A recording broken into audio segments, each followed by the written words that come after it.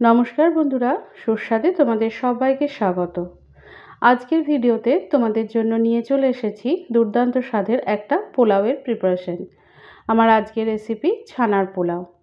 রবিবারের স্পেশাল মেনুতে খুব সহজে তোমরা এটা তৈরি করে নিতে পারবে। তাহলে চলো রেসিপিটা শুরু করে দিই। তো এটার জন্য কড়ার মধ্যে দুধটা বসিয়ে নিয়েছি। এখানে আমি প্যাকেট দুধ নিয়েছি, তোমরা চাইলে গরুর দুধও নিতে পারো। তো দুধটা যখন ফুটে আসবে সেই পর্যায়ে এটা একবার নাড়াচাড়া করে দিতে হবে, যাতে ওপরে এর মধ্যে কোনো সর না জমে। এরপর দুধটা হাই ফ্লেমে দেওয়ার পর যখন দেখবে একেবারে উথলে এসেছে, সেই পর্যায়ে এর মধ্যে দিয়ে দিলাম লেবুর রস। লেবুর রসটা দেওয়ার পর এটা একটা চামচের সাহায্যে নাড়াচাড়া করে নিলেই দেখবে জল আর ছানাটা আলাদা হয়ে যাচ্ছে। এই পর্যায়ে গ্যাসের ফ্লেমটা বন্ধ করে দিতে হবে। আর লেবুর রসের জায়গায় তোমরা চাইলে ভিনিগারও ব্যবহার করতে পারো। এখন একটা বাটির মধ্যে একটা স্ট্রেনার বসিয়ে নিয়েছি। এবার ছানাটা আমি ভালো করে জলটা ছেঁকে নেব। স্ট্রেনারের মধ্যে ছানাটা ছেঁকে নেওয়ার পর এখন একটা চামচের সাহায্যে আমি যেভাবে দেখাচ্ছি এভাবে চেপে চেপে নিলেই দেখবে ছানার যে বাড়তি জলটা আছে সেই জলটা খুব ভালোভাবে ঝরে যাচ্ছে। ছানাটা একেবারে খুব শুকনো করে জলটা ঝরিয়ে নেওয়ার প্রয়োজন নেই, একটু চামচের সাহায্যে চেপে চেপে নিয়ে জলটা ঝরিয়ে নিলেই কিন্তু এটা হয়ে যাবে। এখন এই ছানাটাকে অন্য একটা প্লেটের মধ্যে ঢেলে ঠান্ডা করে নেব।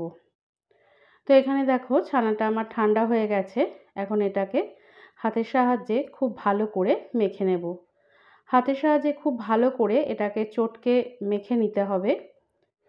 প্রথম পর্যায়ে অন্তত 3 থেকে 4 মিনিট মতো মেখে নিলাম। এখন এর মধ্যে দিয়ে দিচ্ছি সামান্য একটু আটা, দিয়ে দিচ্ছি সামান্য পরিমাণ নুন আর সামান্য একটু চিনি দিয়ে দিলাম। এখানে আমি আটা দিয়ে ছানাটা মেখে নিচ্ছি, তবে তোমরা চাইলে এখানে আটার জায়গায় ময়দাও দিতে পারো। এখন এই সমস্তটা খুব ভালো করে মেখে নেব অন্তত মিনিট 5 মতো। মিনিট 5 মেখে নেওয়ার পরই দেখবে যে থালাটার থেকে এই ছানাটা সম্পূর্ণ উঠে এসেছে। তো এই পর্যায় পর্যন্ত মেখে নিতে হবে। দেখো খুব মোলায়েমভাবে ছানাটাকে আমি মেখে নিয়েছি। পুরো ছানাটা ভালো করে মাখা হয়ে গেলে এখন ছোট্ট ছোট্ট এটাকে বলের আকারে গড়ে নিতে হবে। একদম ছোট ছোট বলের আকারে গড়ে নেব। সমস্ত বলগুলো যে সমান হতে হবে এমন কোনো ব্যাপার নেই, মোটামুটি ছোট ছোট একটু গোল করে এগুলো করে নিলেই হয়ে যাবে।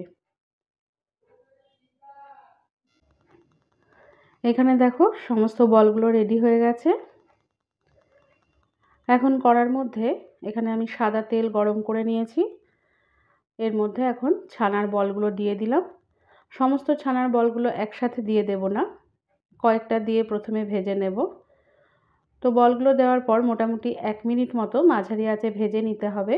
তারপর খুন্তির সাহায্যে এটা খুব আলতো করে উল্টে দিতে হবে। খেয়াল রাখতে হবে ছানার বলগুলো যাতে ভেঙে না যায়।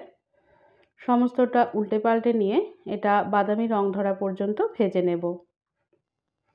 বন্ধুরা, এর আগে তোমাদের সাথে আরও অনেক রকমের পোলাওয়ের রেসিপি আমি তোমাদের সাথে শেয়ার করেছি। তোমরা চাইলে আমার চ্যানেলে ভিজিট করে সেই রেসিপিগুলো দেখে নিতে পারো। তো ছানার বলগুলো ভাজা হয়ে গেছে, এগুলো আমি তুলে নিলাম। এখন ওই তেলের মধ্যেই দিয়ে দিচ্ছি কাজু বাদাম। কাজু বাদামগুলো মাঝখান থেকে 2 টুকরো করে কেটে নিয়েছি আর দিয়ে দিলাম কিশমিশ। এখন এটাকেও বাদামি রং ধরা পর্যন্ত মাঝারি আঁচে ভেজে নিতে হবে। আমি এখানে কাজু কিশমিশটা একটু বেশি পরিমাণে ভেজে ফেলেছি, তবে তোমরা চাইলে এর থেকে একটু কমও ভাজতে পারো। কাজু কিশমিশটা ভাজা হয়ে গেলে তুলে নিলাম। এখন এর মধ্যে গোটা গরম মশলা অর্থাৎ এলাচ, লবঙ্গ, দারচিনি আর জয়িত্রী ফোড়ন দিয়ে দিলাম। তারপর দিয়ে দিলাম শাহজিরে আর দিয়ে দিলাম তেজপাতা। এই ফোড়নটা ভালো করে 25 থেকে 30 সেকেন্ড মতো নাড়াচাড়া করে নেব। এখন এর মধ্যে দিয়ে দিচ্ছি গোবিন্দভোগ চাল। চালটা দেওয়ার পর এটাকে মাঝারি আঁচে অন্তত 5 থেকে 7 মিনিট মতো নাড়াচাড়া করে নেব আর এটাকে সমানেই নাড়াচাড়া করে যেতে হবে। তো গোবিন্দভোগ চালটা আমি 3 থেকে 4 বার জলে ভালো করে ধুয়ে নিয়েছি। তারপর এর সমস্ত জলটা ঝরিয়ে নিয়ে এটাকে রোদে দিয়ে শুকিয়ে নিয়েছি। তো তোমরাও কিন্তু এই প্রসেসটা অবশ্যই ফলো করবে। পুরো চালটা 5-7 মিনিট ভাজা হয়ে গেছে। এখন দেখো একটা চাল এভাবে হাতে নিয়ে আঙুলের সাহায্যে কেটে দেখবে, যদি এটা অনায়াসেই কেটে যায় তাহলে বুঝতে হবে চালটা ভাজা হয়ে গেছে খুব ভালোভাবে।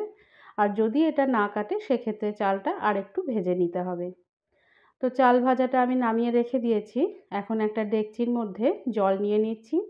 তো যতটা পরিমাণ চাল নিয়েছি তার ডাবলের থেকে একটু কম পরিমাণ জল দেবো।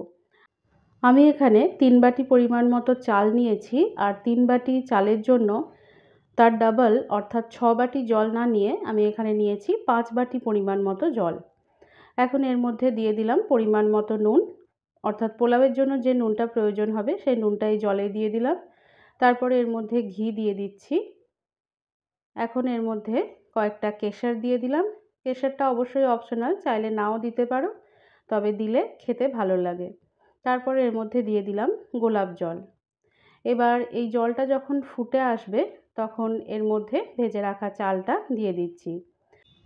আর এখানে আমি জলের মধ্যে যে ঘিটা দিলাম সেটা আমি চালটা যেহেতু সাদা তেলে ভেজেছি তাই এই পর্যায়ে এসে ঘিটা দিলাম। তোমরা যদি চালটা ঘিয়ে ভাজো তাহলে কিন্তু এখানে ঘিটা দেওয়ার প্রয়োজন নেই। তারপরে এর মধ্যে পরিমাণ মতো চিনি দিয়ে দিলাম, আর কাজু কিশমিশ আর যে ছানার বলটা তৈরি করে রেখেছিলাম সেটা দিয়ে দিলাম। এটা দিয়ে সমস্তটা নাড়াচাড়া করে নিয়ে এটাকে ঢাকা দিয়ে হাই ফ্লেমে আমি প্রথম পর্যায়ে 3 থেকে 4 মিনিট মতো সেদ্ধ হতে দেব। 3-4 মিনিট পর ঢাকাটা খুলে এটা একবার নাড়াচাড়া করে নিলাম। এই পর্যায়ে কিন্তু সমস্ত জলটা শুকিয়ে যাবে না, তবে অনেকটাই শুকিয়ে যাবে।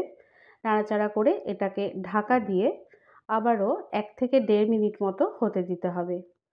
1-1.5 মিনিট পর ঢাকাটা খুলে নিয়েছি আর গ্যাসের ফ্লেমটাও বন্ধ করে দিয়েছি। তারপর দেখো সমস্তটা নাড়াচাড়া করে নিচ্ছি। পোলাওটা কিন্তু এই পর্যায়ে কিন্তু অনেকটা ঝরঝরে তৈরি হয়ে গেছে। তো সর্বমোট মোটামুটি মিনিট 5 মধ্যেই কিন্তু চালটা সেদ্ধ হয়ে যাবে। আর সমস্তটা নাড়াচাড়া করে এখন এটাকে ঢাকা দিয়ে মিনিট 10 জন্য রেখে দিলাম। মিনিট 10 পর এখন আমি একটা থালার মধ্যে এটা তুলে নিচ্ছি। তোমরা দেখে বুঝতেই পারছো এটা কতটা ঝরঝরে তৈরি হয়েছে। তো দেখো বন্ধুরা, তোমাদের আরও ভালো করে দেখিয়ে দিচ্ছি। এইভাবে জলের মাপটা করলে তোমাদের একেবারেই খুব সহজেই তোমরা ঝরঝরে গোবিন্দভোগ চালের ছানার পোলাওয়ের এই রেসিপিটা বানিয়ে নিতে পারবে। রবিবারের স্পেশাল মেনুতে একবার অবশ্যই ট্রাই করো ছানার পোলাওয়ের এই রেসিপিটা। আমার রেসিপি ভালো লেগে থাকলে লাইক, শেয়ার, কমেন্ট করার সাথে সাথে চ্যানেলটিকে সাবস্ক্রাইব করে বেল আইকনটি ক্লিক করারও অনুরোধ জানালাম।